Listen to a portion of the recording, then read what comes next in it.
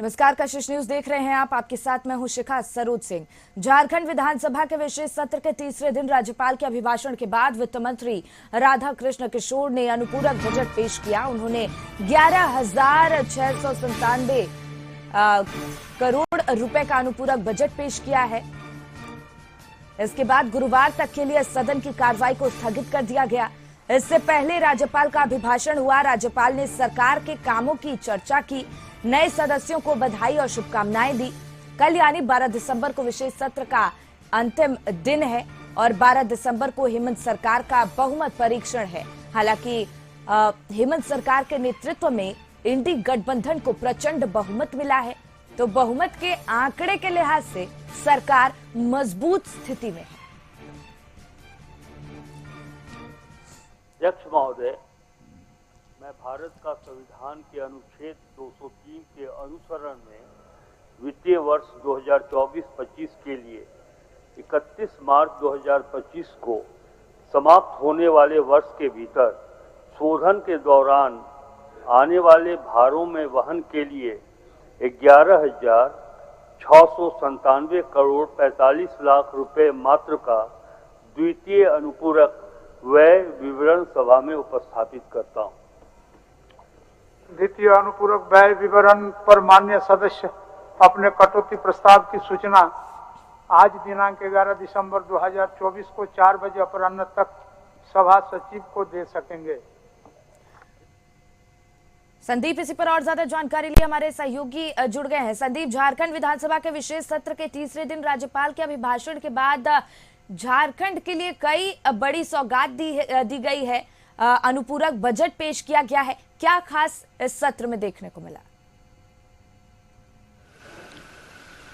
यदि झारखंड विधानसभा के इस विशेष सत्र की बात की जाए तो आज तीसरा दिन था सत्र का और आज राज्यपाल का अभिभाषण के साथ कह सकते हैं सदन की कार्रवाई स्थगित कर दी गई है कल 11 बजे तक के लिए। हालांकि राज्यपाल के अभिभाषण के बाद जो वित्त मंत्री हैं राधा कृष्ण किशोर, उनकी तरफ से 11,697.54 करोड़ रुपए की जो अनुपूरक बजट थी उसे भी पेश किया गया है। हालांकि अपने अभिभाषण में राज्यपाल ने सरकार द्वारा संचालित कई ऐसी योजना है जिसका जिक्र उन्होंने अपनी अभिभाषण में किया है। और यदि पूरे अनुपूरक बजट को देखा जाए तो अनुपूरक बजट में विभिन्न विभागों के तहत जो पैसों का जो बंटवारा है वह किया गया है ताकि हर एक विभाग में सुचारू रूप से काम हो सके और विभाग के अंतर्गत जो भी कार्य योजना है वह धरातल तक उतर सके, अंतिम व्यक्ति तक पहुंच सके। हालांकि इसके अलावा यदि राज्यपाल के अभिभाषण की बात करें तो राज्यपाल ने सबसे पहले सभी जो नए सदस्य चुन के आए थे विधानसभा में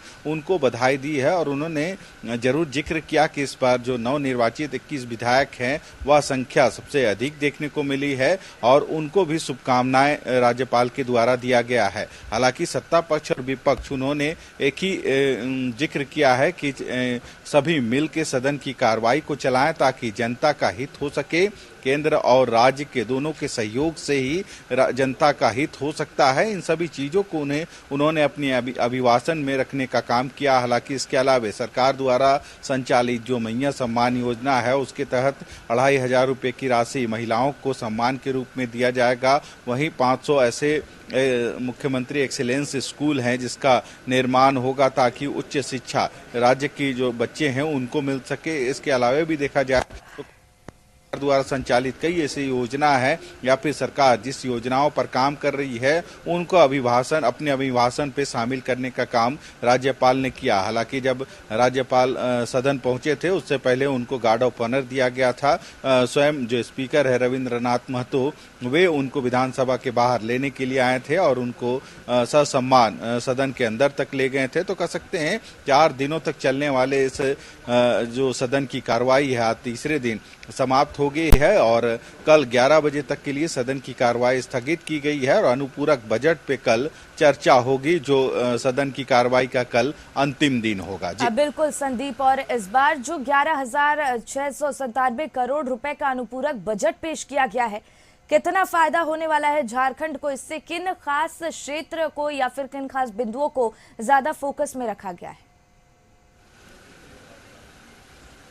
जी यदि कह सकते हैं अनुपूरक बजट जो है वो कहीं ना कहीं सभी विभागों को देखा जाए तो एक संतुलित बजट के अनुसार देखा गया है और जरूरत के हिसाब से उन विभागों को राशि दी गई है और उसके अनुसार ही अलग अलग चाहे कृषि हो, स्वास्थ्य हो, शिक्षा हो, उन सभी चीजों का बंटवारा राशि के तौर पे किया गया है ताकि वहां पे उचित काम हो सके। हालांकि यदि पूरे बजट को देखा जाए इस अनुपूरक बजट को तो 11,697.54 लाख करोड़ रुपया का यह पूरा अनुपूरक बजट है और वित्त मंत्री राधाकृष्ण किशोर ने आज इसको सदन में रखने का काम किया है। हालांकि कल इस पे चर्चा भी होगी क्योंकि वित्त मंत्री के इस अनुपूरक बजट रखने के बाद जो सदन की कार्रवाई है कल 11 बजे तक स्थगित कर दी गई है। तो कल कह सकते हैं इस अनुपूरक बजट पे एक चर्चा होगी। जो सदन के सदस्य हैं वे कहीं ना कहीं इस पे बात करेंगे कि जो एक राशि विभिन्न विभागों को इस अनुपूरक बजट के तौर पे दिया गया है